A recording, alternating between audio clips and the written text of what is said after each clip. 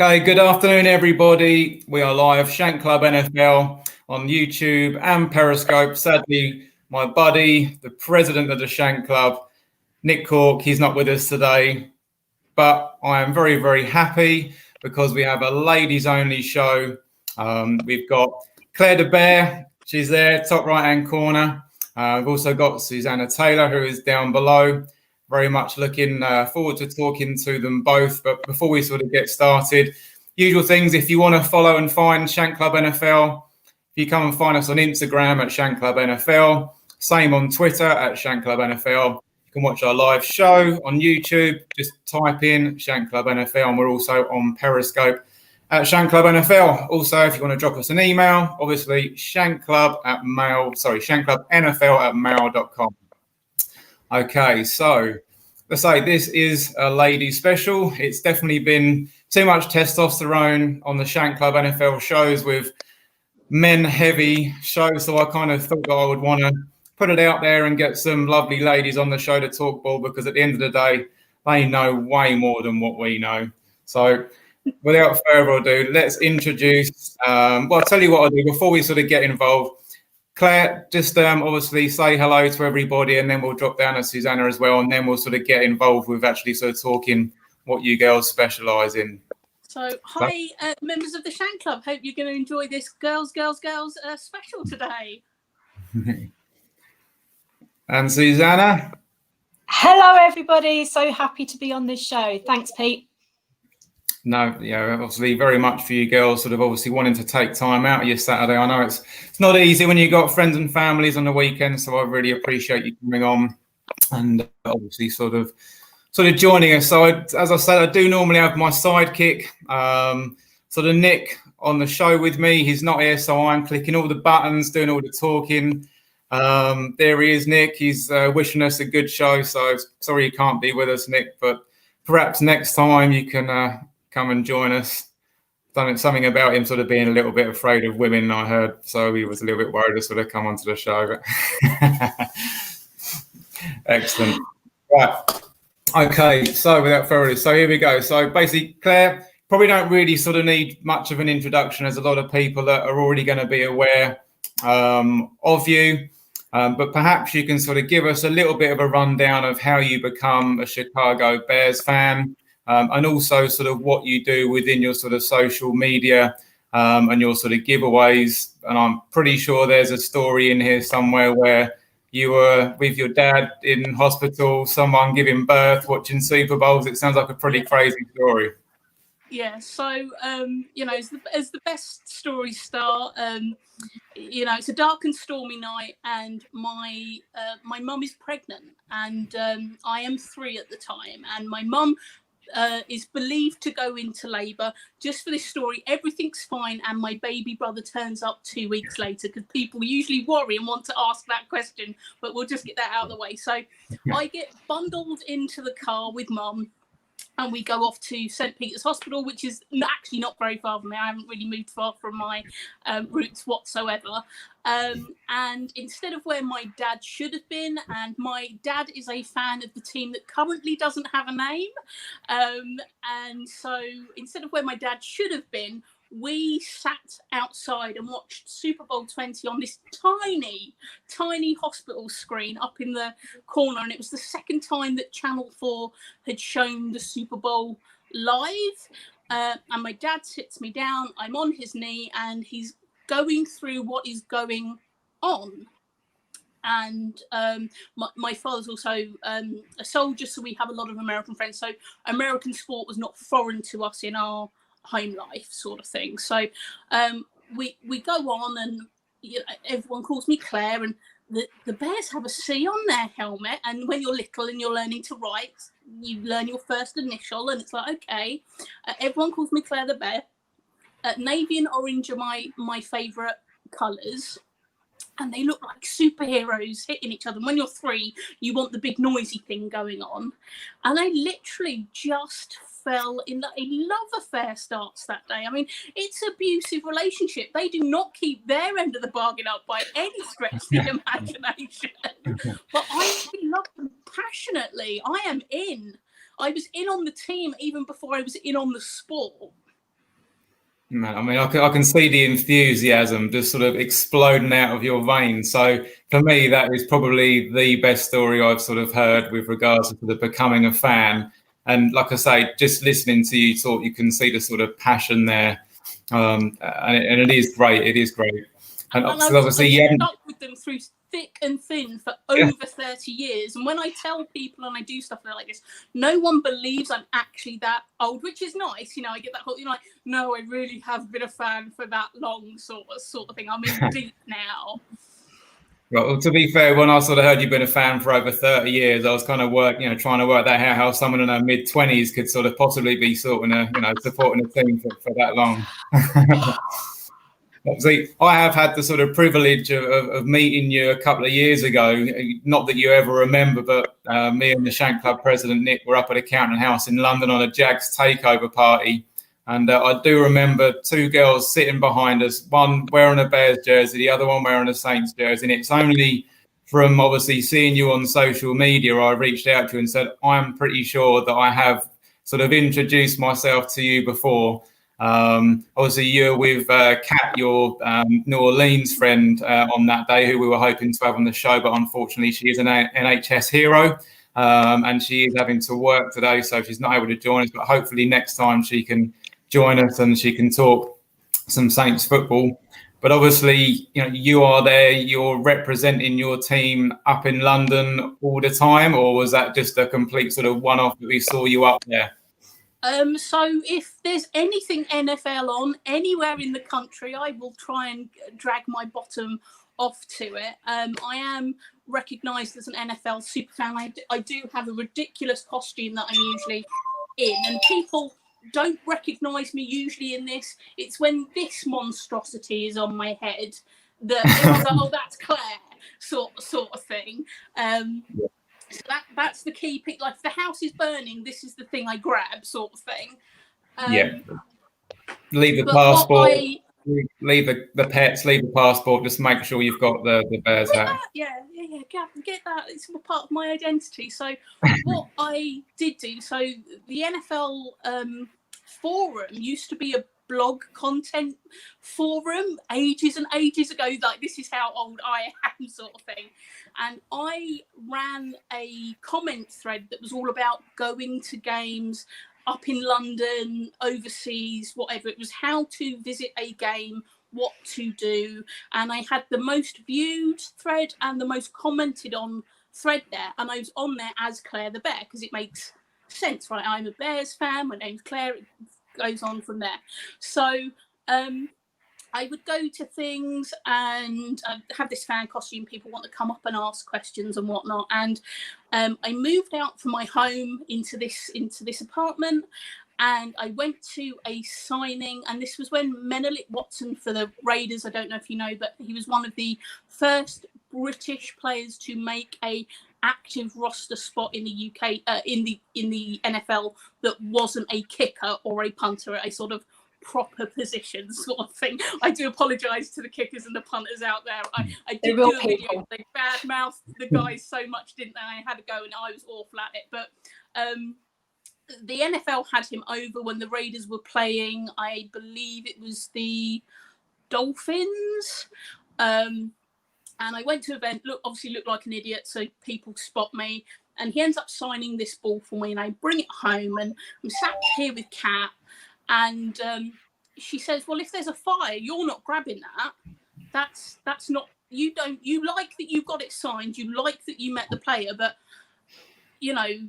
let's do something with it. So I saw Claire the Bear 85, we opened a Twitter account, it went for there, and then what I do, I cover every NFL. So I love the Bears. The Bears get some love-ins, no doubt, but every other team, if they're here in the UK, I attend stuff. I was very lucky through Susanna, the sort of grandfather of what is known as Giveaway HQ, which is basically the colloquialism for this flat. A gentleman called Francis Bevan had dealt with me a couple of years on Facebook, very sort of casually sort of thing, and he saw what I was doing with my giveaway. So every 2 or 3 weeks, I'd buy some bits in, and then give it away. But I would have to wait to get everything in before a bundle was made up. So at the beginning of Giveaway HQ, which is now coming up to its 6th birthday, the giveaways were a little bit smaller and predominantly the Jags, because the Jags would let you meet the players and get stuff signed, which was very, very nice of them. But I go wherever I can. I enter raffles to win swag. Previous winners will send stuff, but Mr. Bevan was like, me and my wife are retiring. We won this small independent shop. Here's a list of our stock. Would you like some? Yes, please. I like free swag. I'm well up for that. So he emailed me. I ticked some things off on this thing. I was going to be laughing if I got 20 things off this list. I would have been absolutely made over if I got, and it was everything from like key rings to lanyards to full-sized helmets, And I chanced my arms on a couple of things, and I didn't hear anything back for a couple of months. And I went into hospital, and I had some bariatric surgery, and I wasn't allowed to lift more than 1 kilo after my surgery. And I come home, and 8, the boxes that you would move house in. 8 of these boxes get delivered to my home, rammed with stuff. I couldn't move them. Thank God Kat was here, literally, because she had to push this stuff into the flat. So God bless you, Kat. So we pushed this stuff in, and that's sort of predominantly where I got the nice stuff from. And obviously this wasn't in the thing, but there was some mini helmets. So I love going and getting mini helmet signs, so they're really nice. So this I got in person last year, which is one of my favorite things. This might stay here a while, but it does have to go at some point. Everything that lives in my flat, I am the custodian of, and it leaves at some point. But Jim Plunkett was amazing to meet, and he signed a chrome mini helmet. And he let me try on his Super Bowl ring. So I've now worn 7 Super Bowl rings. So suck it, Brady. I've worn 7. Brilliant. But the NFL put on things. You can meet different players. Like some of my notable meets are Ray Lewis. I've got this sign. This will be given away at some point. Don't spit at the screen. This will be given away at some point. If I knew you were going to be bringing that on, then I wouldn't have invited you on, Claire. So yeah, I get it out. I've picked up the wrong one. I thought this was LT, but I picked up the wrong one. But we've got Don Edwards there. So I queue up for ages at stuff just to get the autographs. Usually Kat is with me, and I'll nick her autographs off of her. Over the time, she hasn't given me her Andrew Luck. She's still got her Andrew Luck. And when we met some Saints players, she's obviously kept her Saints on, but any of her others I have poached off of her. And last year for Christmas, Exactly. she donated her Odell Beckham autograph, which was really, really nice. Yeah, but also, so that's me getting stuff signed in person. I also enter raffles to win, because to win something signed, especially with this, it's hundreds and hundreds of pounds. So we have this year. I should have put gloves on before I come and got this, but we do have an Aaron Rodgers signed mini helmet. This has to leave at some point. I do keep teasing Packers fans with it, but I won this in a raffle for something like £3. It's been the best £3 I have ever spent in my life. Is there some Aaron Rodgers tears on there since that they've finally decided to draft a quarterback? Is there a few of his tears on there now, do you think? His days are numbered, but I was going to give this away when I hit 12,000 followers, which I have done on Twitter at ClareTheBear85. Please go give us a follow for lots of giveaway content. But I think now this is going to stay for a little bit longer. But when COVID is over and we as fans get back into the stands, this will be the celebration piece that I think that's fair, and we will do a big hurrah, because it was going to go and then COVID had killed things here. So you've heard it here first on the Shank Club. It does have to leave. Once we are back in the stadium, Mr. Rogers will leave Giveaway HQ. We do love exclusives on the Shank Club NFL. That is worth a bonus. Yeah, this is worth like £400, and all you have to do on Twitter is follow me, follow someone else if I'm doing a team up giveaway, and retweet a link And that is it. And I send this off to you. You pay postage. I'm open all over the world. So if you're watching this on YouTube and you're in Bolivia, this could come to your house. As long as you cover your shipping, this can go anywhere. So that was really cool. And then, I mean, try not to go yippee. But I managed someone traded this to me. I got to buy this. Full size Franco Harris helmet. And as you said, you were a bit of a new yes, fan. you were educating me earlier on. So I would look up, if you're a Steelers fan or you're new, Franco Harris, but look up the Immaculate Reception. I believe there's an NFL 30 or not a Hard Knocks, I'm trying to think, American's Life or what it is, documentary about this particular past that happens and the sort of mythological status that this one play has made. It's got so big that at the Pittsburgh airport there's a statue of Franco Harris in this catch. That's how big this thing has got. But yeah, this could go off and make someone very, very happy. So certainly would make a lot of Steeler fans happy, that's for sure, Claire. I mean, is there actually any room for you? Do you have a bed in your flat, or is it just all memorabilia? My predominant flat where you see things recorded is I've got a bedroom and then a large room. So I have a bear's den and I have my own things out in the den. If it's out on display, it's mine. If it's in the boxes, it's yours, sort of thing. That's how that works out. So I've got a couple of favourite things. So this was my first piece of signed memorabilia that I got was Brian Urlacher, and he's sort of my special player because I got to watch, that was one of the first seasons where you could watch all the way through on Sky. But I was in the States and I watched him get drafted in America, but I mean, not live in person at a friend's house, but I got to watch the draft all the way through. So he's sort of my bear, and he was very notable. You know, we share pretty different political views and whatnot, but Brian's my boy. And one of the lovely things, I've had about 20 NFL players interact with me over Twitter over the years, which has been great. And I'm not including Antonio Brown blocking me on Twitter. That's an accomplishment. Come on. Yes. He's got a way of sort of going back on things, so you might find that he'll end up sort of bringing you back at some point there, so don't worry.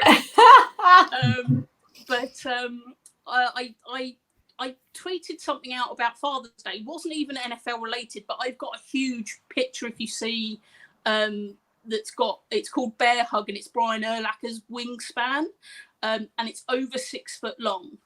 And he saw this and he commented on something about what I should get my dad for Father's Day, and he recommended Hacksaw Ridge on DVD. Which I did get my dad for Father's Day, but that was a really cool random interaction that I had with Brian Urlacher to get. He's like, oh yeah, Hacksaw Ridge, because he had just seen it or something, and I was like, oh, I've got to wait a couple of months for it to come out here. But yeah, and my dad loved it, by the way. And then this is one of my favorites. I kissed the postman when this came. I've got a signed Walter Payton. That was before lockdown, right? This was yeah. This was on my 34th birthday, so that was really cool. And someone had spelt his name wrong, so I picked this up for pennies on it. I couldn't get it in my basket fast enough, and I was like, I don't care if I don't eat for the next month. Click sort of thing. So that was really cool. Susanna, have you ever seen anybody so passionate about their memorabilia in your entire life? This girl loves it. Everything about Claire is amazing. She's really enthusiastic and really generous as well. I mean, what she's not saying about her giveaway is the extraordinary stuff that's behind the scenes. I'm sorry, I'm going to embarrass you a little bit here, which is that literally everything goes in and everything goes out. She doesn't take a single thing out of it. If she gets given something, then she's immediately tells the world what it is, that it's going to go in the swag box and it's going to get given away. On her birthday, instead of asking her friends and family for gifts for herself, she asks them to contribute to the box of swag so she can give more love and more wonderful stories to people out there who are also fans of the NFL. That is pretty cool. There's not too many people out there that put other people first over themselves. So a lot of respect for you, Claire, for doing that. And like I say, you can just see the passion. You love doing it, and when someone does something that is passionate about something, it's an absolute winner, isn't it? Really, it's always going to be a winner. So awesome stuff. I love meeting other fans and chatting. There's a lot about being Claire the Bear. On game days, I sort of become public property, and my friends sort of people want to come up and chat with me. Have photos. I'm like, no, it's fine, but it's so beautiful to be part of such a wonderful community and be sort of a figurehead for it, even though I'm a woman and you wouldn't think it would be my thing and my bag. But yeah, and not even our sort of traditional sports either. But it is great to be a part of, and the love and support that I get across the board from lots of teams. I mean, don't get me wrong, there is banter about, but it's all sort of very classy and nice. There's very, very few negative interactions that I have had. No, that's really good to hear. And certainly on the sort of next London takeover or the next time, I thought there's one extra bear hug you're going to get from me when we're up there. We will definitely be sort of coming back and chatting more about the Bears very shortly. But Susanna's obviously been very patient, sitting down there, listening to everything that you're saying. But obviously, for me, again, very special. There's not too much I sort of know about the rules and the ins and outs of the game. So to have an American football official on the show is quite a privilege. So thank you very much, Susanna, for coming on. You are part of the British American Football Referees Association, or known as BAFRA. I'm pretty sure I've got that one right. That's it, BAFRA. So my story about becoming a fan is nothing like Claire's, but still equally far back, really, because I started watching way back, like Claire, when Channel 4 were starting to show the NFL, and then it was on Sky in the 90s. But I didn't really pick on a team like Claire did. I was just a sort of general NFL fan, because I just love any sport that's just a bit different. I go looking for those different things. Like I used to watch sumo wrestling and kabaddi. Sports that aren't just the sort of standard cricket, football, rugby. I love, they're out there, they're nice, but I wanted something a bit different, you see. And then I met my husband in the 90s. We moved in together and we worked out what we both loved was the NFL. So it was really worth getting a Sky subscription at that time. So we got that. And started watching, and neither of us had properly picked a team. So when we started watching together in the late 90s, we were on like fresh ground. We could pick anything.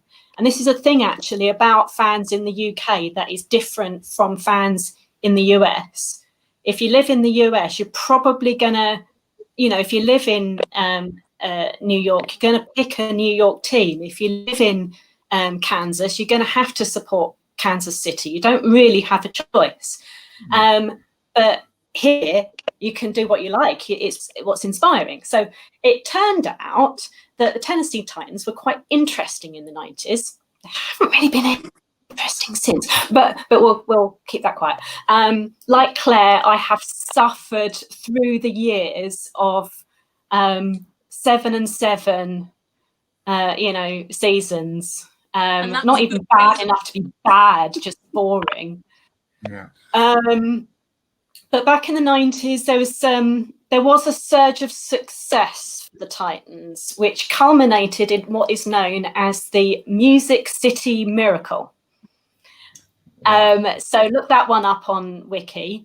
But for us, this was absolute typical Titans football. It was we're on the back. We were in a neck and neck game, which has all been 4 yards, 2 yards, 1.5 yards, a yard, you know, all along, really tooth and nail, brutal, hard knocks football. None of this fancy long passes like the Dolphins were throwing in those days, or West Coast offense, none of that stuff. So there we were, a point behind. Yeah, sorry about that. Yeah, no, last year wasn't so bad. You know, we had some success. I will come back to that. Definitely class was a successful season for you guys last year. So what happened was we had a player who could, apart from the quarterback, who could actually throw a pass. But no one had really clocked that he could throw a pass, which is really clever, you see. So what you do is you pull this out in the playoffs with this crazy play, this lateral pass. And as you know, in the NFL, you only get one chance to pass forward. But you can pass the ball backwards any number of times. So if you pass the ball laterally across the field to somebody else, that person can then throw the ball forward. And that's what we did. So we pulled this out of the bag. No one was expecting it. The fans weren't expecting it. The Bills, they weren't expecting it. And we won. That was the pinnacle of our success for the subsequent 20 years. So everything you could have said about the Tennessee Titans, it comes down to one trick play. It comes down to trick plays in general, actually. That play was so unexpected. I think it's the first play or the first time a live TV announcer got fined for swearing live on coverage because it was so. It was like, what the hell? Yeah, I know, right?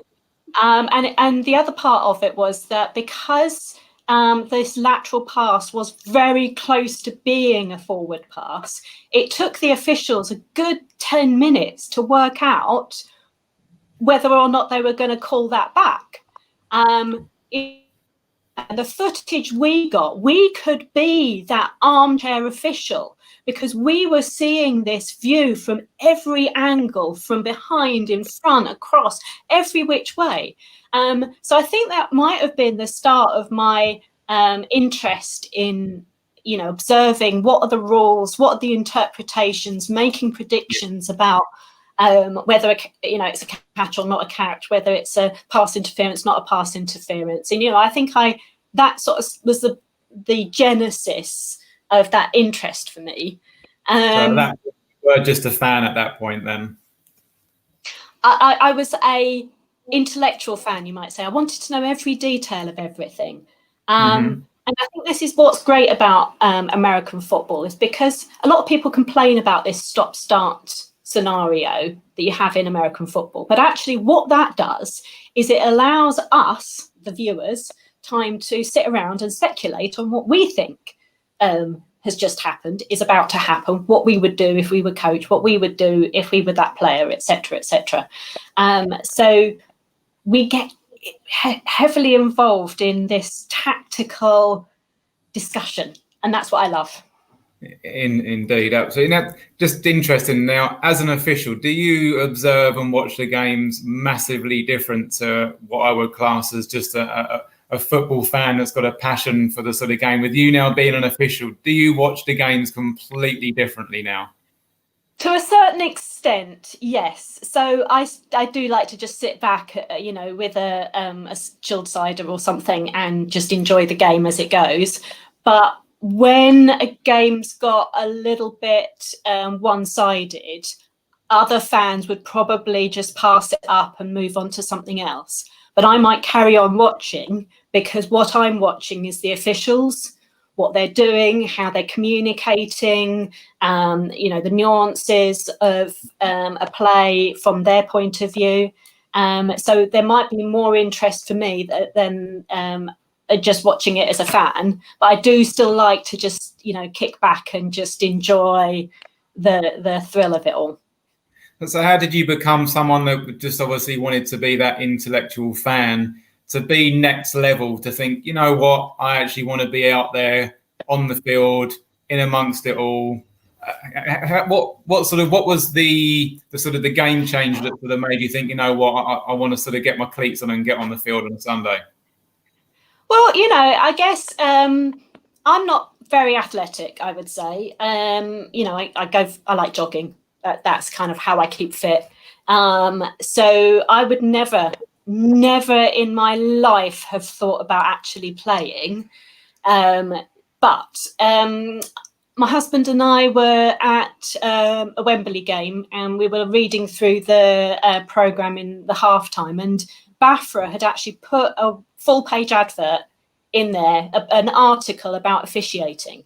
And I thought, well, you know what, I could do that. I spend enough time shouting at the TV about whether that was a pass or not, you know. And so I thought, well, maybe I could get involved.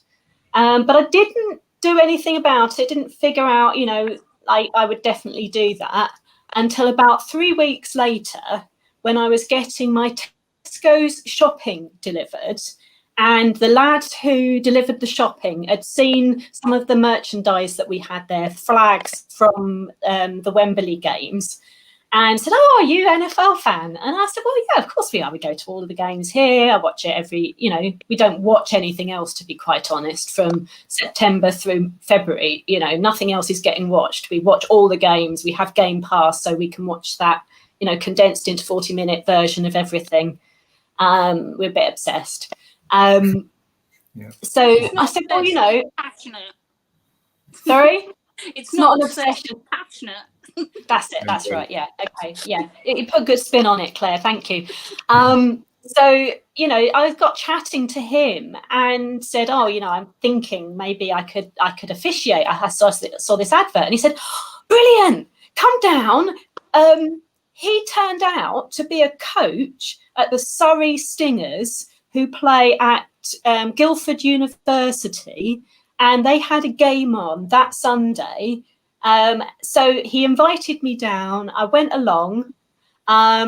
Surrey University sports facility is state-of-the-art, world-class sports facility.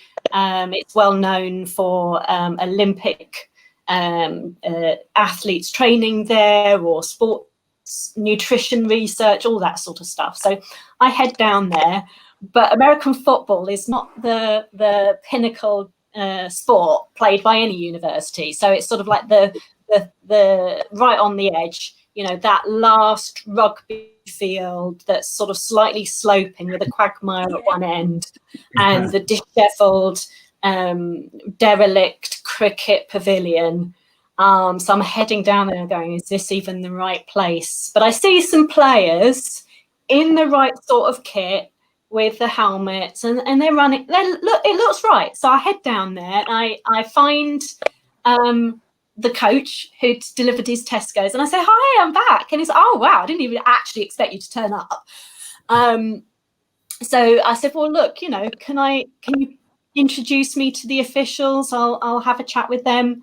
So he pointed me in the right direction, and I assisted one of the officials on the field. So, you know, what you have is like the chain on the sideline. I'm sure you've seen that on a game. Well, somebody has to actually manage that, you know, hold the post, move it whenever it needs to be moved, and that sort of thing. So there's always volunteers for that. So I did that. And I was right there behind that official all the game, and kept asking him questions. And well, I thought, you know, what I would rule on that is that how you ruled on that? And he said, yeah, you got the idea. And he said, I think you'd make a really good official. So I signed up. He became my mentor. That's CK Nam, and I wouldn't be the official that I am without him and the support of all of the other officials at BAFRA. It's just been brilliant. It's basically like acquiring 150 extra uncles. Amazing. It's a brilliant story.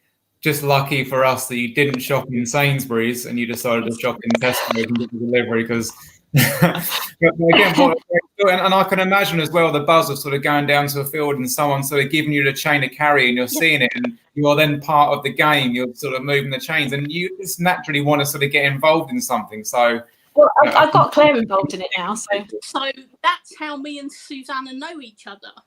So something happened on Facebook. I said, "Oh, I roughly know where you are. Do you need some help with something?" And went along and she got injured. I'm like, "Oh, okay, I'll bring some fruit and flowers and a pint of milk, blah, blah, blah."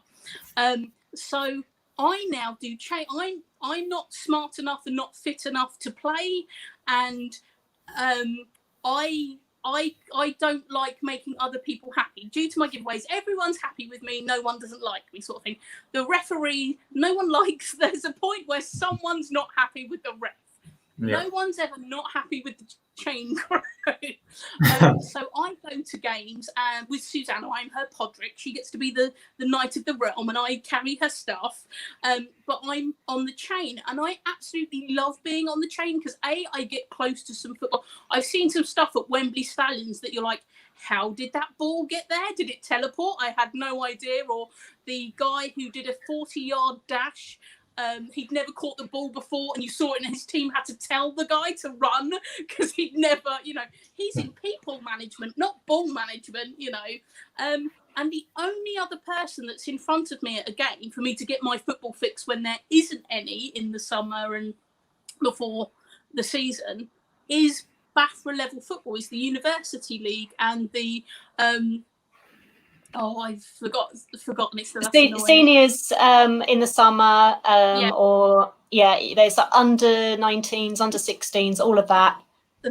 We in a normal year, COVID-19 notwithstanding, we play football from the end of October through to the beginning of September, and we have about 6 to 8 weeks off.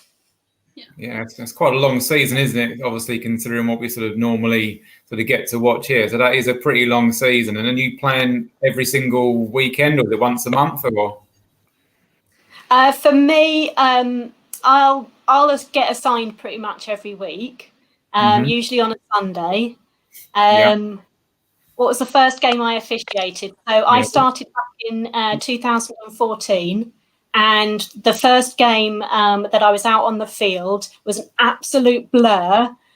When you're a rookie official, your mentor, which was CK, is on your shoulder. So it's like the two of you are officiating together. If you miss something, they'll get it. But it was just literally a blur because there's so much to do. You've got to count players, you've got to check the time, you've got to work out whether the wide receiver is on the line or not. You've got to count how many are in the backfield. You've got to watch that snap, who moved first, and it was just mind-blowing. I can't honestly remember what happened in that first half, but I just loved it. And it, the second half, I got a bit more into it and it's got my first flag down and okay, now I know what I'm doing. I'm into it, and I got into the rhythm of it. And that's, it's like, I would say it's a lot like learning to drive. When you first learn to drive, every single thing is prefrontal cortex. You have to think intellectually about everything. So when you put it in gear and then you let off the clutch and then you indicate and then you turn out and you literally think through everything. By the time you've passed your test, 80% of that is subconscious. And there's only a little bit of it that's maybe, do I need to into the right lane to turn right here? That's about all you have to think about. And that's the same with officiating. You sort of, to begin with, you have to think through everything. And after a while, it becomes this subconscious process that I can repeat every down for 3 hours, sometimes 2.5 if we can get it down to 2.5. And so it becomes more enjoyable. I love it. But if you can't get on with BAFRA, but I would strongly recommend, because a game cannot happen no matter how many players, no referees, with no game. This is it. So if you have a mate who is in a team, or if you're in, anywhere pretty much in the UK, you're probably not more than about 40 minutes drive from a American football game during the season. Bundle along. Someone will tell you what you need to do. And just you can be right on the sideline, right there. You don't have to be up in the stand. You're right there. Just so we all know, because again, I'm a little. Players behind me. I get the best on the chain. I get the best view of the. I love it. Absolutely love it. So volunteer for football somewhere. Yeah, I'm a little bit green to obviously the sort of British American football. So, and I'm sure there's a lot of people very similar to me. Are we talking Saturdays? Are we talking Sundays? When are the games played? Typically, it's on a Sunday. So most games will be scheduled on a Sunday. Probably kick off around 1 or 2 p.m. If you're gonna volunteer, you need to be there a little bit ahead of the kickoff. If you're just going to come along and spectate, you don't have to be quite so critical about the time. There are also games on most Saturdays during the season, which will probably be the women's leagues or the juniors, that's the under 16s, or flag events. So flag is the non-contact version of the NFL, which is extraordinarily popular in the UK. Yeah, I can imagine it is. Absolutely right. Obviously, thanks, Chris, for your comment there. Chris is the member of the Shank Club. He represents the UK Jets over in the UK. So thanks very much for watching, buddy. We appreciate you as always. He's normally the guy that we send out the bat signal to, and we've got no one to join us on the show, and he comes along and joins us. So if you're a Jets fan, he's also got some real good UK Jets clobber and clothing. So to go and check him out. So at the moment, I'm pretty sure that there is currently no football in sort of Britain being played. We're waiting for sort of government to maybe sort of announce new or sort of the next level here. Suzanne, do you think that there's going to be any sort of football within sort of Britain, American football-wise, this year? It's going to be very difficult to see this moving forward for the moment. We get updates via BAFA, the Football Association, almost every other week on what's allowed and what's not allowed, and further suspensions. And the main issue is that it's a grappling sport. It is not possible to do any kind of social distancing. You have to be literally in someone's face, in their grill.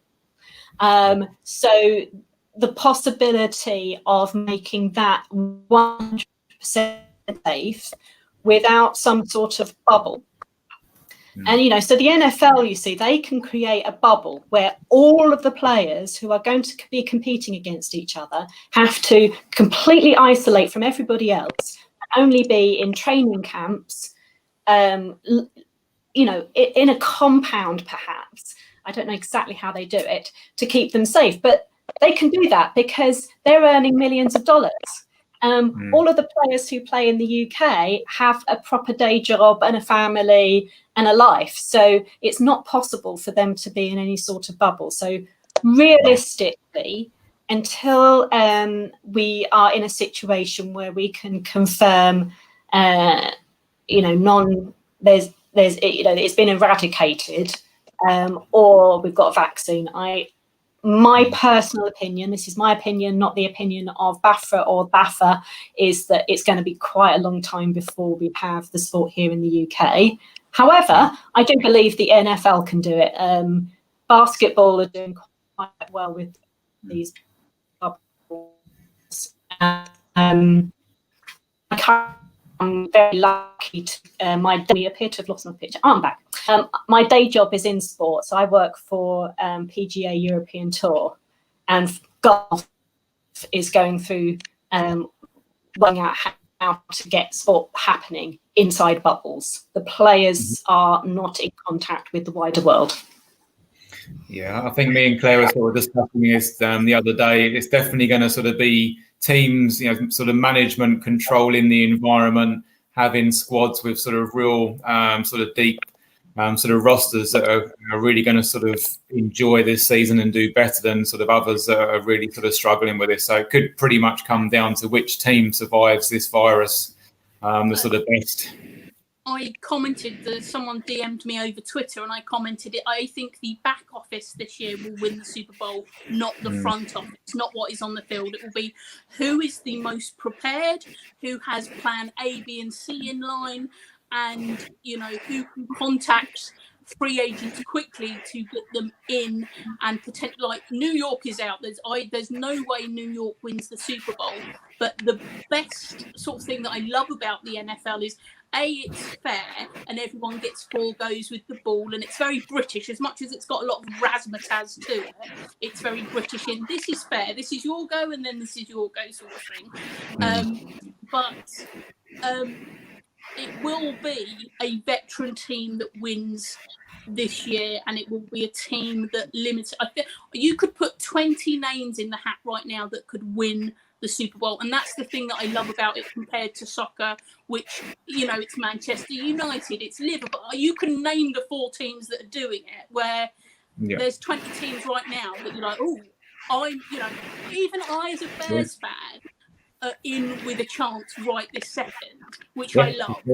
Yep. You're going to get random teams that are going to potentially sort of lose their QB for a couple of weeks, and all of a sudden they're going to sort of lose some games that maybe they sort of weren't expected to. So I think this year could be really, really close. I mean, everyone's sort of saying that the Ravens could, maybe go 16-0, but like I say, that could all sort of change if all of a sudden, Lamar goes down for a couple of weeks, or some of their sort of secondary sort of go down. So it is going to be certainly a wacky season. Going back on to our buddy Scott over in Kansas' previous comment earlier on there, we can sort of maybe talk a little bit more about sort of what Tennessee sort of Titans did last year, and sort of maybe what you're expecting from them this year. Well, last year was a surprise every week, to be quite honest. We beat teams that we should have lost to. We lost to teams we should have beaten. I wasn't putting any money on any result any week because you just didn't know what was going to happen. But there was definitely a cohesion in the Titans that I hadn't seen for a long time. I'm going to sort of say it a bit like, if you can't beat them, buy them, i.e. hire them, i.e. hire Vrabel. It's nice to have somebody, the brain at the lead, who's been there, done that on the team you need to beat. So I kind of I'm hopeful, but I kind of don't want anybody to look at the Titans, because as soon as they look at them, we screw up. Excuse my French. You look away and suddenly something great happens, I think you're going to get a few eyes. I think you're going to get a few eyes watching the Titans this year. Unfortunately, I don't think you're going to be going under the radar this year. That's for sure. No, we're not, are we? Which is great, because that means if we're on, we're going to get prime time, which suits me. I could get Titans prime time every week. Indeed. Obviously very happy that they sort of got Tannehill and Henry sort of wrapped up on new contracts, which was obviously sort of something that obviously... but we lost some good ones as well. I was quite upset to lose Jarrell Casey. I have a personal interest in the gentleman since I have met him. You see, Claire, she's met every NFL player there is. Anyone that's come over here, she's shook their hand, passed stories on or whatever. But I was very lucky to meet Jarrell Casey a couple of years ago when they had a NFL Play 60 event in London. So Play 60 is the NFL's charity to encourage children to spend at least 60 minutes every day being active. And they ran a flag football event for school children from across the UK. And I went to the London event to help with the officiating. And they had something like 16 players from the NFL across all of the teams. And Jarrell Casey was there from the Titans. So, of course, I attached myself surgically to him. He was supporting one of the teams that I was officiating, and the game was over. It was 12 minutes long or something like that, and we had a bit of time before the next game. So he said, look, guys, let's do a bit of coaching. And he did a bit of coaching for these kids, so then from 9 to 13, I think, and they're getting coaching from one of the highest paid players in the NFL. And they were just loving it. And I was thinking, I'm getting a piece of this. So I jumped in there and played cornerback for 10 minutes and got coaching from Jarrell Casey. Brilliant.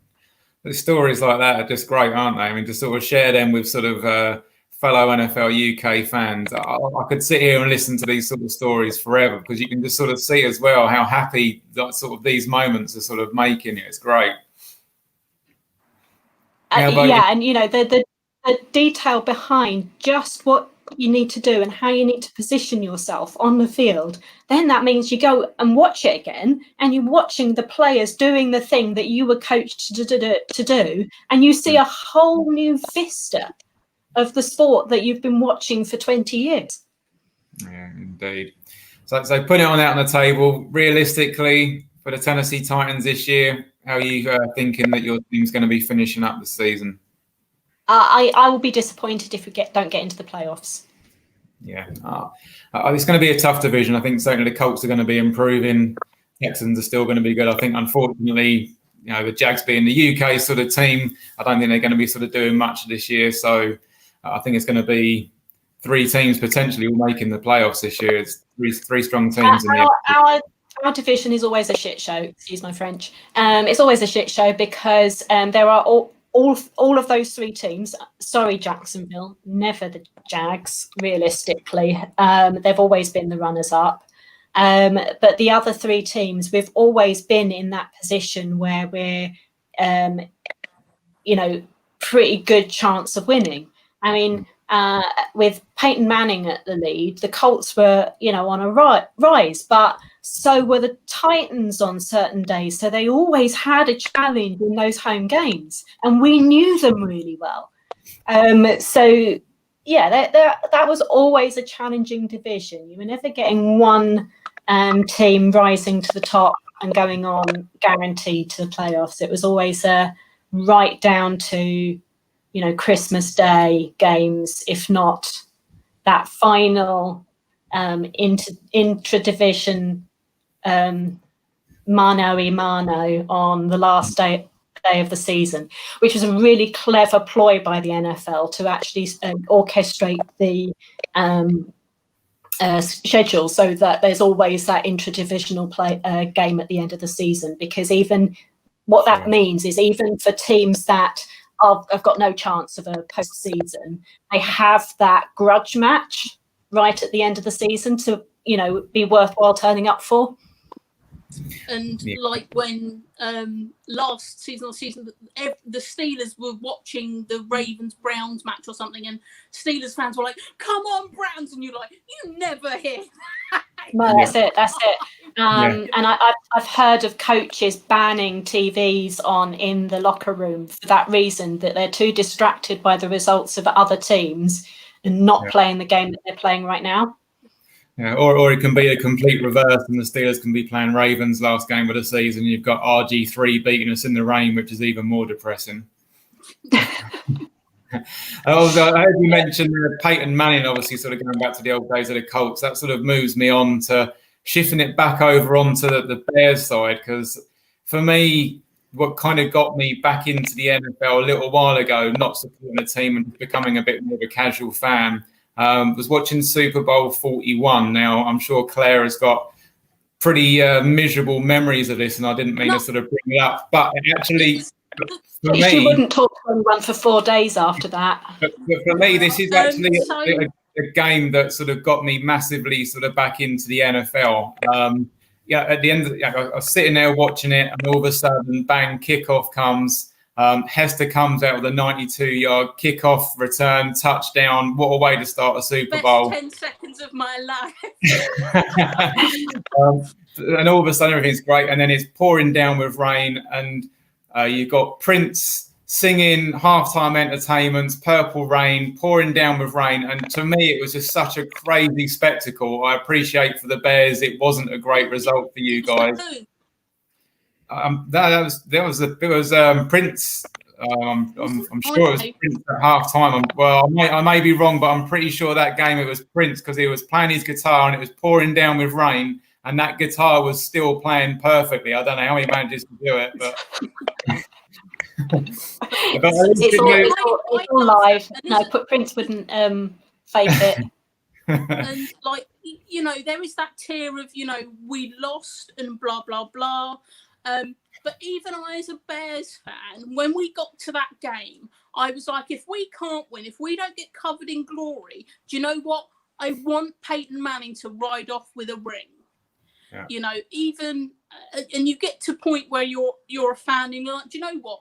You can put yourself, you know, I can take my Bears hat off and put an NFL neutral hat on and enjoy the whole spectacle as a whole. I mean, don't get me wrong. If you cut me, I will bleed navy and orange for you. But it was like, do you know what? Considering what a legend he is and what a gentleman he is, you're like, you know, ride off into the sunset. I mean, he didn't. The Broncos, he got that injury and the Broncos and Andrew Luck happened and whatnot, and then, you know, Von Miller won him another ring, so he's got bookend rings, but no one could say no, I don't want Manning to have a ring. You know, which was nice. The guy is an absolute character. He's a comedy genius, and I that would be one person that I would love to sort of sit and have a conversation with. The guy, just I could listen to him talk all day long. His humour is great. You know, you may well, so obviously sort of involved in the PGA there. So I don't know if you sort of saw him and Mickelson and Brady and Woods out on the golf course, and Manning was just letting Brady have it. It was just hilarious. It was great. I bet, you know, and those guys just hanging out together must be a laugh riot. I didn't actually see that one, so I might have to look it up. But to be honest, I'm the most surprised person, because back in the day when Peyton Manning was playing, he was so intense on the field. You know, so he was the intellectual, he was the coach on the field. So they'd set up in a formation, and he'd go around changing it, and he'd possibly change it 3 times before snapping the ball, because he's getting lots of information, obviously, from his players and on what he reads of the defense himself, and then changing it all and communicating that out. And very few QBs are doing that much in the way of checkdowns before the snap.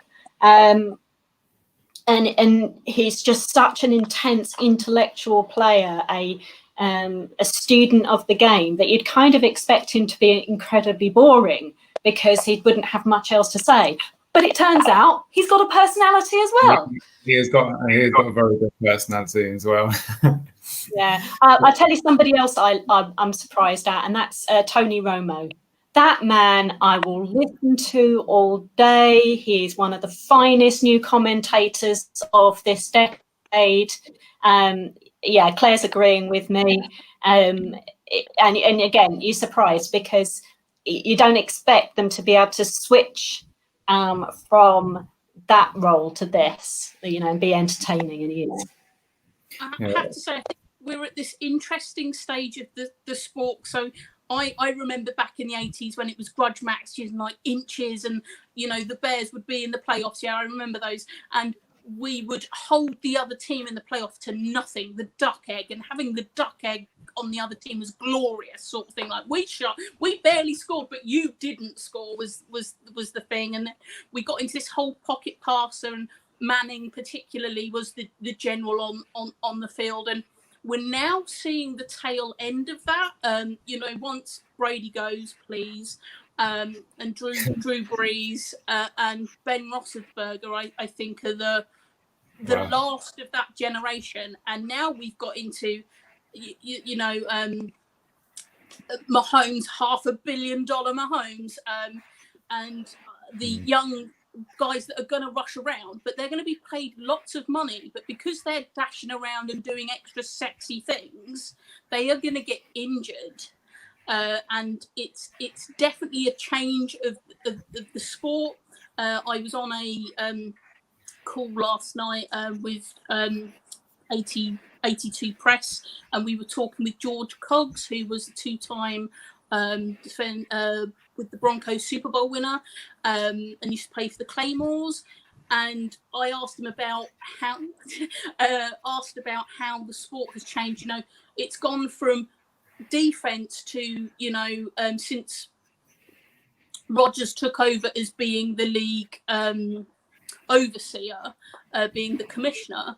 It's gone from let's hold them out for hours to points make prizes. Let's get exciting bums on seats. You know, in the last 2 years, we've seen more 100-point games than we have in the other 98 years of the sport. That's how. That's an interesting stat. Mm-hmm. Yes. 50 burgers ahoy for, you know. Everyone loves a 50 burger, especially when Big Ben's on the side of doing it. It can be good. Play is good. Yeah, but it's also annoying if all it is just straight out offense and zero defense. Yeah, absolutely right. And for as long as they, like you said there, you know, they keep sort of bringing out rules to protect quarterbacks. That's obviously what they want. They sort of want to make the game exciting and fun. They don't want these sort of small sort of point games. I'm sure Nick's used to watching San Francisco, who haven't had much of an offense for years. So he's obviously now quite excited to see the Niners putting up some numbers on offense. But it is, at the end of the day, I think if you're a real diehard fan, you love defense. If you're people that just want to enjoy the sport, you want to see points, you want to see touchdowns, you want to see people doing dances and end zones. So at the end of the day, that is what people pay their money for. And it's a business, and they will be sort of making things like that happen for as long as they can keep making the money. Yeah. Moving back on to Chicago, Claire. Obviously, was it 8-8 last year for your team? Everything that has been talking about the off season, it's who's going to be QB number one when it comes to week one. Is it going to be Foles? Is it going to be Trubisky? What is the future of the Bears franchise? You know, obviously I am a fan and, you know, have no sort of connections with the team or anything like that. And I'm in the camp of best man for the job. I don't care what number the jersey is and whose name's on the back of that jersey. I want a winner and I want consistency. You know, it does not have to be sexy trick plays from, you know, the Philly special. Don't get me wrong, they're nice to have in sort of thing, but if it is, we go 4 yards on every play, and it is very much like the Minnesota, bring back Eddie George. Yeah, you know, if he's a lovely chap. I've met him. Anyway, he's so delightful. He's one of the nicest people in American football. Yeah. You know, I will go for, it doesn't have to be sexy. It's painkillers, basically. I want something that works consistently. It doesn't have to be a brand name on the packet. I want painkillers that work, sort of thing.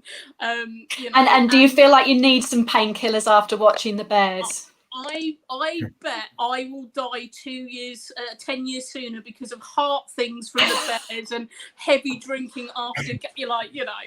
Claire, I hate to call you Boris Johnson, Claire, but you've managed to not answer the question. Is it Foles or is it Trubisky week one? I'm not being... Go on, get off the fence, Claire. You're getting get off that fence. I think because they have paid Trubisky for this year now. But if any screw up, no consistency, Foles will. They're not going to muck around with that. But I do think week one Trubisky. But you can clearly see that Pence wants something and Nagy wants something, and they need to get on the same page. But it's nice also if it is Trubisky. Foles is a proven winner to come in late to cover from a injured quarterback and just get the job done to the point that he's got some silverware. So I'm not worried about that. No, and I guess it's not all about the offense. Obviously, on the defensive side, Khalil Mack had a bit of a didn't have one of the better seasons. He had one of his I think it was his lowest sack total since his rookie year, but that could have well been to do with Akeem Hicks being sort of out with the elbow injury. If he's back and they're fit, all of a sudden does the defense sort of turn a corner and get better? I mean, Eddie Goldman has opted out due to COVID, and he was a key piece of our defense, and you cannot deny that. Veteran player, knew what he was doing, good at his job, and improved other people around him. The same with our D-line. They all make each other better. If you're double covering Mac, you've got to leave Hicks uncovered, and that sort of thing goes on. I hope we do well. I would be really chuffed if we're still a playoff contender in November. I don't think we make it, but I do think the Bears will decide if the Packers or the Vikings. We will be the decision maker in our league. That's a good prediction. And if you do become the decision maker, what is the lesser of two evils? Do you prefer the Packers? Take the Vikings over the Packers every time. It's not even a question, Pete. That's an easy answer. Yeah. That's a horrible question to sort of put to someone as well when you're a Bears fan. I get asked it a lot, so I'm always ready for it, sort of thing. But yeah, but we are called the Black and Blue Division for a reason, because we will beat the hell out of each other to cross the line, and then we leave the team in such a bad state that they never get really deep either, because we've knackered each other out. Brilliant. That is class. So pretty much for you, a successful season is going to be being in the hunt still in November and just giving you sort of something to sort of grasp onto. And I mean, if we beat the Packers, I'll take, 15 and 2, but as long as those 2 games are the Packers, I'm quite happy with that as well as an option. There's definitely some hatred there. So hopefully we've lost all of our Green Bay fans. Thanks very much, Colette. Yeah, they've all tuned out. Oh no, they're riled up and they're ready to answer this. Yeah, come on. I'm amazed there's no comments that have popped We've up. just lost a viewer on YouTube, so Aaron Rodgers has just turned off. So thanks very much.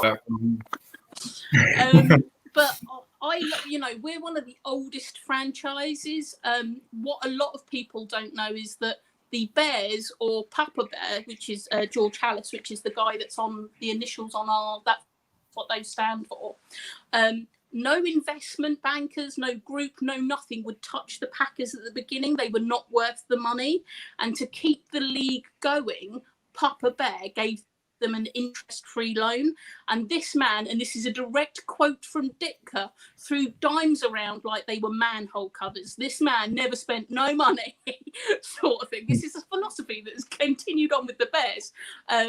Cheap and cheerful. So for him, the Packers would not exist without the Bears. We are yin and yang. We are joined forever. It's the rivalry throughout time. It's one of the longest sporting rivalries, sort of thing. And the best have to beat the best. You have to go up against, a good opponent, or you're not a good competitor. To quote a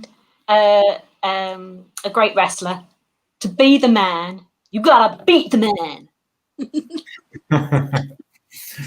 What you got to do to beat the woman. I mean, I'm still working on that. Well, as this is a ladies' show and we're talking women, Susanna, you kindly mentioned to me this morning that I should be checking out the 2019 Women's European Championship. Now, stupidly, again, this is me being a sort of a casual fan and building into sort of what I am now. I didn't even sort of appreciate that there was obviously a national or Great British team playing, which is, real annoyance, because, men like myself should be sort of knowing that this is sort of going on. And, a reason why I sort of wanted to sort of bring it to your attention. Now, looking at it as well, it looks as though obviously they've got a very good team, and they obviously only came what, 4 points short of actually winning the European Championships this year. And oh, it was nail biting, Pete. It really was. what was it? 3 teams had two wins and they lost by 4 points. So it sounds like a bit of a face slap. But yeah, at the end of the day, I mean, I didn't even know that there was obviously sort of women's American football going on. So again, how do we sort of get involved to be able to see this and pay attention to it if you're not sort of necessarily looking for it? Because as you know, Claire said, I think on one of her YouTube videos years ago, she had to sort of go through newspapers to find scores because it just wasn't available to people that wanted to know about these things. So what would be the sort of best way to sort of find out a little bit more about women's American football in the UK? Well, the main place to go and look for any information about football in the UK is the BAFA website, which is www.britishamericanfootball.org. We'll see if we can get that website on the screen in a second. That's the BAFA website there. So that's the Referees Association. Sorry, my bad. Well done. Look at that. It's professional. It's like you know what you're doing. Sorry. But wrong. So yeah, BAFA is the Football Association, and they oversee all American football played here in the UK. And the women's contact division is a relatively recent addition to the roster. So the whole contact division is really the brainchild of one person, and that person is Jim Messenger, who worked out that he'd seen quite a few women playing American football in men's teams, and we're not talking, as Claire said, like kickers or even quarterbacks who are relatively protected. We're talking linebackers and DBs and tight ends. So he'd seen these women playing who clearly are so passionate about it, they're willing to get changed in the men's locker rooms with that heavy steam of body odor, deep heat, and Lynx Africa. They're willing to do that in order to play. So let's see how many we can get together to make this a competitive sport for women. And now we've got to the point where we are able to field a international level contact team. If you go back and watch on YouTube, I'm utterly convinced that Phoebe Schechter is a Jedi Knight or ninja of some sort of training. I probably have 100 pounds on her and maybe 4 inches taller than her. She could utterly rinse me. I would she'd destroy you. Yeah, she would utterly wipe the floor with me. But if you go back and watch one of the games, I'm tweeting in as it's being played on the screen. I was so engrossed with how good the quality was, and I'm not joking. I got the pizza guy to deliver through the window so that I didn't have to take my eyes off the screen, and they read that tweet out during the game. Amazing. Do yourself a favour and check that out, genuinely. And again, I mean, where was you watching this? Was this just live streaming on YouTube, or is there, do you have to watch it through the sort of links on the websites, or how do you sort of get to see these games? Well, I got to see it because I was right on the sideline officiating it, which was an extraordinary privilege for me because this is an international level competition, and I'm associated with BAFA, which is a national Football Association, Referees Association. So I don't normally get to officiate international level, but I got called up because they had a couple of dropouts and they needed people in quick. So I got this call and out. I was like, are you absolutely sure you want me? And I said, look, okay, right, I'm going to have to work out how to get a week off work when I've already resigned from my job and have, 12 weeks work to do in 10 weeks. But I spoke to my boss that afternoon and he could just see in my eyes how much of an extraordinary opportunity it was. So he said, you've got to do this. We will work out how you can get your work done so that you can have that week off. So you can go to Leeds and you can officiate that tournament. And it was amazing.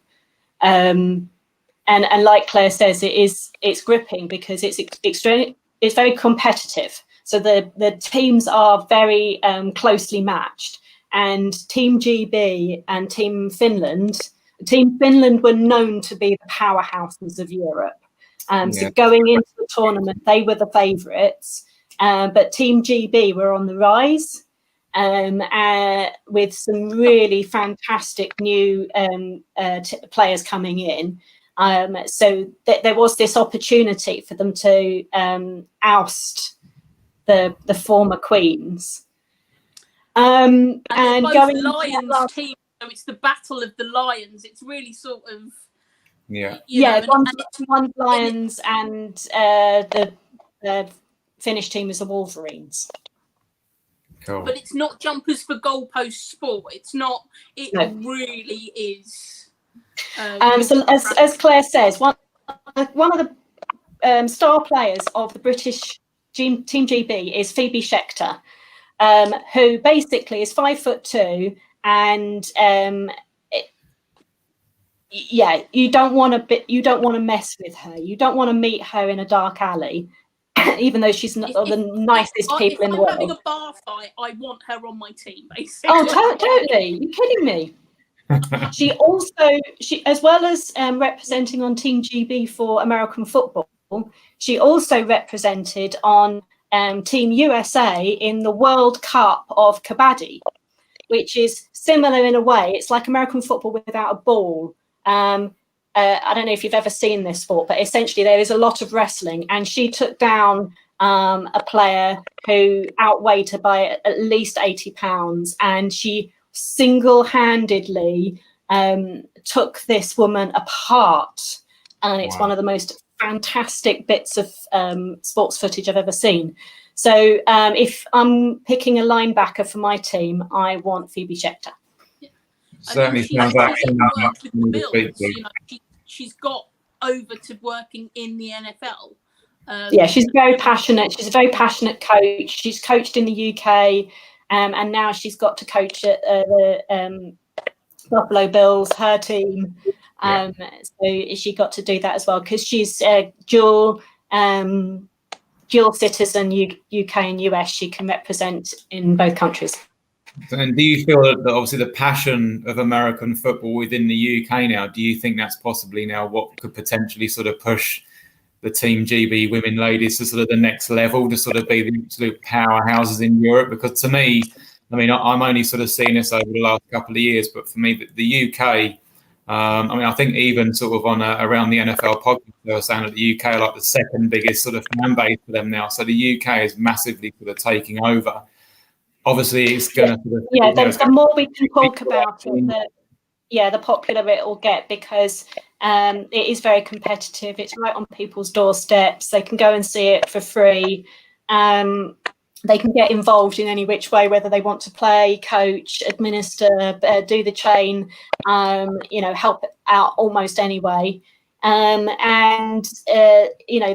women's division, the way it's set up now is that we have a short-sided version of the game, which used to be 5v5 and has grown so rapidly over the last 4 years that it's now a 7v7 format.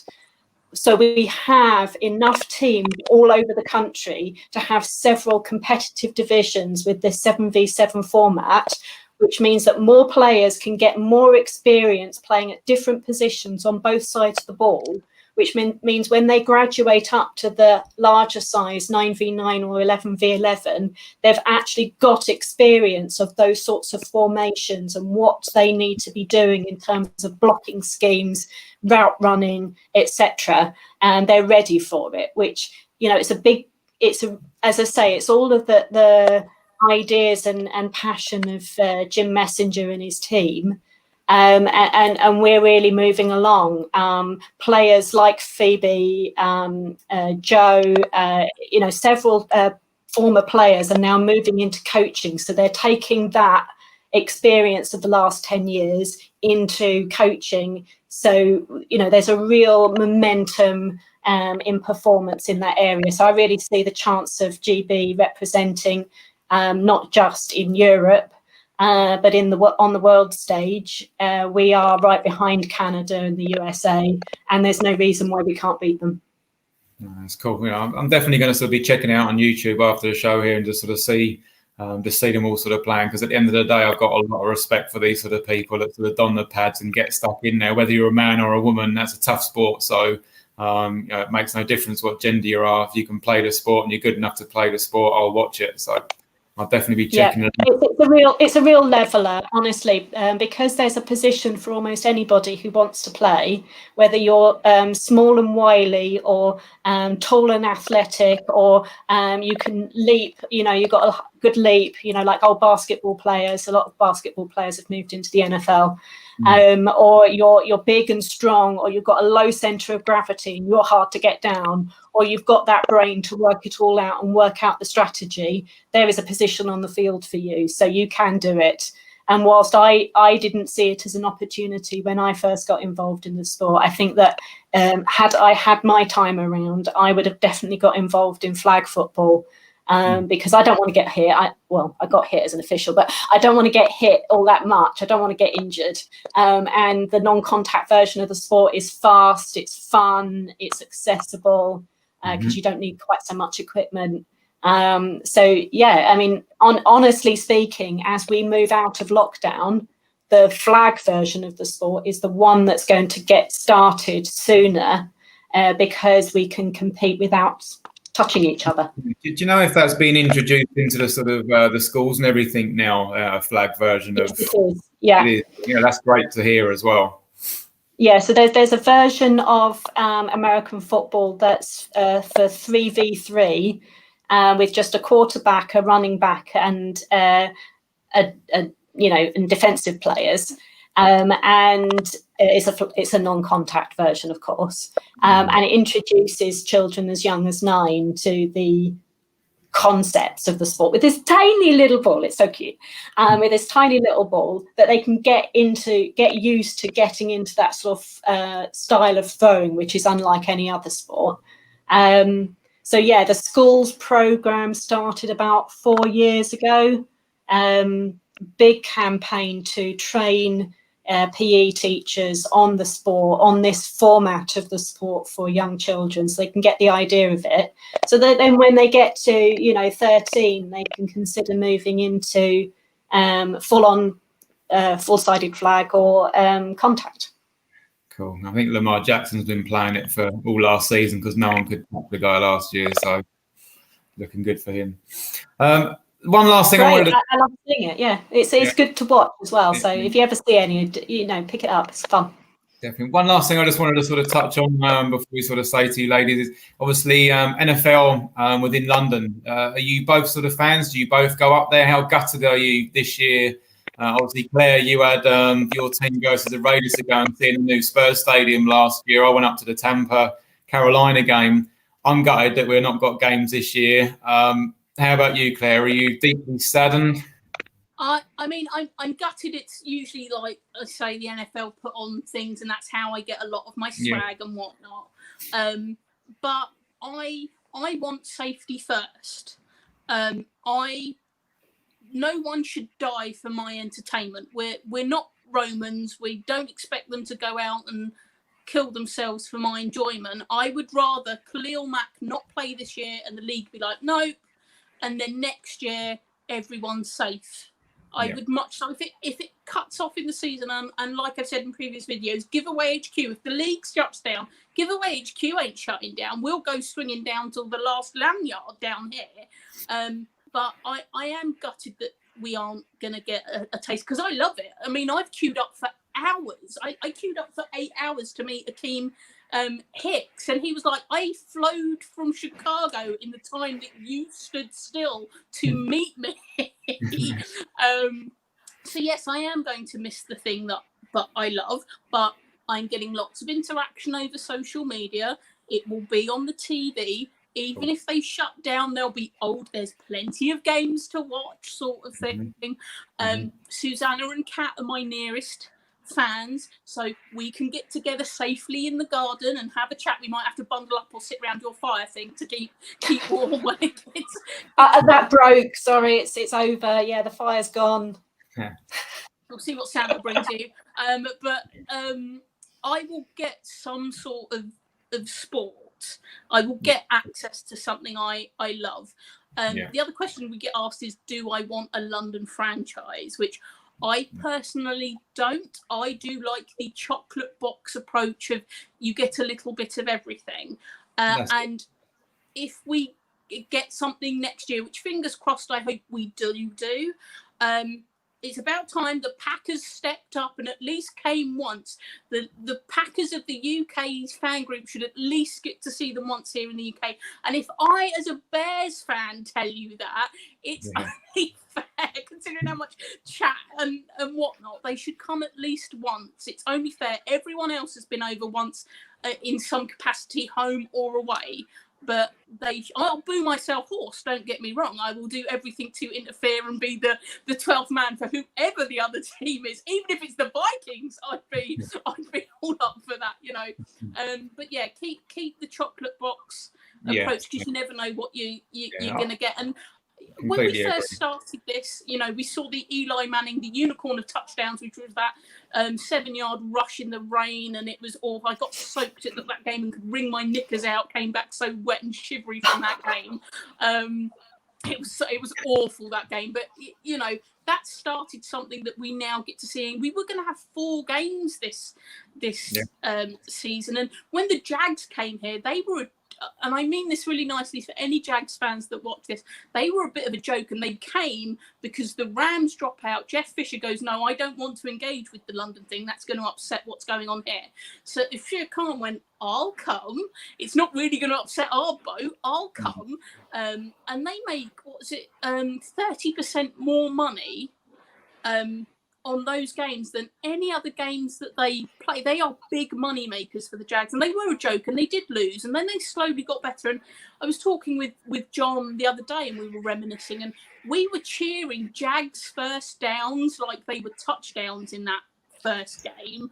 And it got to the point where they absolutely rinsed the Ravens a couple of years ago. So, you know, that's really nice about the NFL, and the cyclical thing of, you know, your team sucks and the draft and they get sexy and then they drop off and whatnot. So, you know, long may it continue. Germany are hotly tipped for in the next 2 years to at least get a game. And I'm really sorry, because Tokyo, because of part of the Olympics and whatnot, the NFL were going to have an exhibition game like they used to have back here in 83 and 86 as part of the Olympics thing. And the NFL want to break into Asia because, you know, the NFL's a business and it's all about the cha-ching, and they are maxed out in the States. So they are branching out. So I like getting 4. I couldn't afford to do any more. I don't think we could support a franchise because I'm a Bear. I'm not leaving my team. No. Susanna's a Titan. She is not leaving her team, sort of thing. So yeah, keep the little treaty bits. Is, you know. Yeah. No, I couldn't agree more. In a purpose-built stadium at Tottenham, that is a statement of that's not nothing. Yeah, no, absolutely. No, for sure. And I think that sort of also sort of rings true that we're probably not really looking to get a franchise and just getting, you know, trying to get more games, which I think for most UK-based NFL fans is kind of what we want. We've got our teams. We're not going to be sort of dividing from them, but we want more opportunities to maybe see our teams and our fan bases. So that would be great for me. So, it's not an exhibition game. They actually matter. Yeah, for sure. Yeah, absolutely right. No, for sure. Susanna, do you tend to sort of go up to the London games as well, I'm guessing? I've been to quite a few, yes, at Wembley, at Twickenham. I've not got to go to the new Spurs stadium, which I would love to do. But also, as an official, we get a special perk, which is that we get to do the chain crew and so on, all of that support stuff for the NFL when they're over here. Okay. So I've actually been on the field at Wembley Stadium, and I've been right in there. And of course, because you're between the field and the coaches and the players, so they're right behind you. I would definitely have got COVID-19 if any of them had it, because they're right there and they're breathing down your necks like it felt like a horse. It's it's amazing. You're so close to it and they're so fast. And when you're right there on the sideline, it's a completely different experience than being up in the stands. Absolutely wonderful. And of course, contributing to the game. So there was a play where it was a turnover, an interception on the far side of the field. And then the return player had run round and all the way down the field, maybe 40, 50 yards, not a touchdown, but a long way down before he was stopped. And the line judge moved us along. So we moved along, and because someone had spotted that there was a flag over there before the turnover, we all got called back.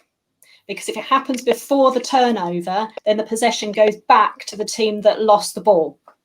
So we're all sort of set up that, no, we're all going back. But my job was to put a little clip on the chain. Right? It's a little bit of detail that fans will know nothing about. They see the chains, they see the chain itself, they see the posts. Maybe when there's a measurement, that all goes onto the field and they see all that and they think, that's all that. No, the most important part is this thing called the clip, which goes on the chain at a point, a specific point, right in line with one of the big 5-yard lines across the field. So whichever one of those is the first one within that space, you put the clip on. And what that means is when it all goes horribly wrong, like it did, you can go all the way back and you say, right, this one, it says 35 on it. You can put that down on the 35-yard line, set it all back up again, and it'll be exactly where it was. And that was my job. And when the headlinesman turned to me and said, is that exactly right? I was like, yes, it is. With a massive smug grin on your face, it's like, yes, absolutely. It did look like that. It did. So I was so pleased that I'd got it right. We'd got it back. He could rely on me.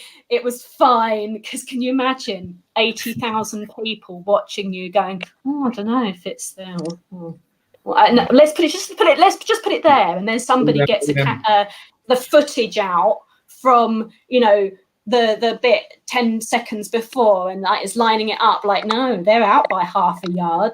Can you imagine no? Was that the bang on. Rams Giants game at Twickenham, wasn't it? I think you're right. Yeah, I think it was at Twickenham. Yeah. Oh, the fact that I remember. Oh, that was a good game. I enjoyed that game. Yeah, it was good. But the Rams were going nowhere that year. I love Jeff Fisher. He's my hero, but he was going nowhere. The communication was completely off. And there was one point where they were down, third down and goal, I believe, which means that, of course, I don't know if you've ever sort of thought about it, but the coaching box is a certain space in the middle of the field and the coach can't go outside the coaching box, which means that when it's right down there near the goal line, he's literally got to shout to get himself heard down there. And they were utterly ignoring him. And they'd got their formation completely switched wrong. They were trying to get it all sorted out and reset and so on. And he had to call a timeout. And he literally had a paddy fit in front of me. He was absolutely furious because they weren't listening to a word he was saying. And then they had their timeout and they went back out again and they still screwed it up. Well, it sounds like you get a completely different perspective of the game, sort of being down there as obviously what we have of fans with our beers in our hand, shouting and hollering, and you're obviously having to properly pay attention to what's going on, and we can just enjoy the theatrics of the game, but you've got to be switched on 100% that whole game so you don't miss a beat. So not a beat, not a second. Yeah. Love it though. I do. I love it. Next time there is a London game and you girls are up there, I definitely want to sort of come hang out and share a drink with you and say thanks for being on the show today. Again, it's been delightful. Creating new friends within the NFL sort of UK fan group that we have over here, and obviously sort of again broadening my knowledge of the sport. listening to people, and characters like yourself that just have so much to give to the game. I really sort of appreciate your time. Hopefully as well, I don't know if you girls play the Sky Sports NFL Challenge game, but the Shank Club NFL are going to have a little mini league sort of going this year with that. And if we can get enough people involved in that, we're also sort of potentially going to be giving away tickets to a London game. So if we can sort of maybe sort of promote that and get a few people in there, then we might be able to sort of do something on that. But I definitely want to sort of be meeting. Maybe not me. Maybe not me, but I know somebody who might be interested in that.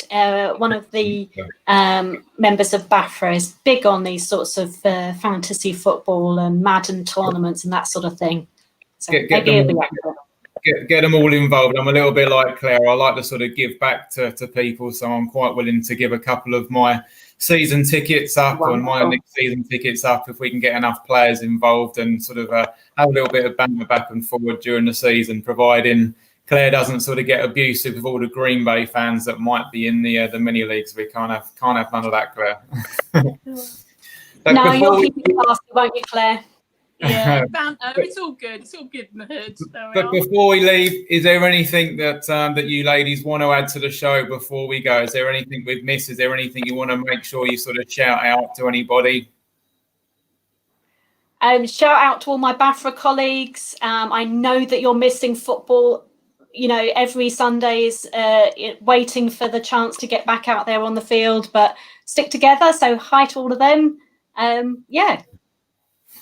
Big shout out to all the female fans that are out there: Liz, Nikki, Mary, Mrs. Clifford, Sandra, everyone that's chipped into the box of swag throughout time. Thank you so much for that. Long may it continue. There's always room here in the box of swag. Please make sure you hit up Claire the Bear 85. The moment this finishes, my next giveaway is going to go up. It's teamed up with UK SIGs, which is going to be a cracking prize. And if the Shark Club want to team up to put a giveaway on during the season, I'm more than happy to talk about possibly doing that in the future. But thanks for that. Keep being passionate about the sport. If you can volunteer at any level, no team or organisation is going to turn you away. If you can't get on the field, but you can volunteer somewhere, and even if it's you do the accounting for the club or something, really behind the scenes, or social media. They need help with their social media. The amount of times I've been to games and I've been tweeting out the score because there hasn't been any. You can do that, and it's a really enjoyable thing to do. So find your local team, get passionate, feed your passion. Yeah, indeed. I've just sent you the website, BritishAmericanFootball.org, if you want to whack that up.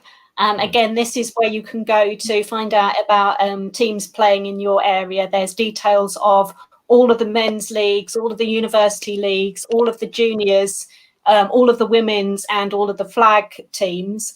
And every year where, they've got those tournaments set up, they'll have details of who's playing who, where, when, who's going to get into post-season playoffs, all of that sort of stuff. So go to them for information about that, or the BAFRA website if you're interested in officiating. Yeah. Who wouldn't be, right? And really, I want to get across, pretty much anybody who loves American football can become an official. You need a reasonable amount of fitness in the sense that you're going to be running around for 2 or 3 hours, and a passion for the game, because you need to be interested in it, of course. And a certain amount of book reading. So that's a bit of a warning, but really there's a lot of help around. The main part of the training is actually on the field, so anyone can do it. If I can do it, I'm just, 5'2" accountant from, Surrey. Anyone can do it. So if you're interested in that, hit us up. We're really keen to recruit during this period, so that we can go into the next season when it once starts with a whole team of passionate officials. And I've never regretted attending a game. I've always seen, no matter snow, rain, sleet, baking hot sun, come prepared, but I've never regretted interacting with the thing I love. Yeah, count me in. Obviously, there is COVID-19 sort of going on, but there are obviously other sort of people battling other sort of diseases out there. Chris Wesleyan, obviously, battling cancer for the second time. We wish him well. And obviously, Ron Rivera as well. The news coming out of Washington that he's got lymph node cancer. So if anything can be taken of that, people, just make sure if you see any lumps, feeling any lumps, get yourself checked out, because the sooner you find something, the sooner you can get treated, and obviously we hope them two people do recover speedily and quickly. Ladies, thank you very much. Get tested, go to your GP and get those general checks done. My dad had prostate cancer a couple of years ago, and it was discovered during a regular health check where the measures for prostate cancer came up. So he went off and got treated. He had a full recovery because it was found early. So get yourself checked out. Guys, there's no excuses. If you don't want to feel down there, find a lovely lady who'll help you out. And on that lovely note that Susanna's left us, everybody enjoy the weekend. Not me. I'm not doing it. You find your own girlfriend, okay? I'm married, sorry. Or boyfriend. Thank you very much for your time. Or boyfriend. That's it, Claire. Well done. Claire, Susanna, thank you very much for your time today. It's been definitely. Thank you. Have a nice day, everybody. Thanks for having us. Be safe, everybody. Take care. Thanks again.